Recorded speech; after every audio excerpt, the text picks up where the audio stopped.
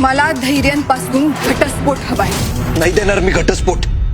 तुम्हाला जर divorce paper जुळली गाठ ग या मालिकेमध्ये आला धक्कादायक ट्विस्ट. सावीने मागितले धैर्यकडे घटस्फोट. तिने त्याला पेपर दिले साईन करण्यासाठी, पण धैर्यने सरळ नाही म्हणलं आणि म्हणूनच सावीने त्याला दिला दुसरा ऑप्शन. तिने त्याला प्रॉपर्टीचे पेपर दिले आणि त्याला सांगितलं साईन कर, आणि साईन केल्याच्या नंतर ह्या घराचे सर्व हक्क तिचे होऊन जाईल. पण ह्याच्या मागे इराचा कुठला डाव आहे का?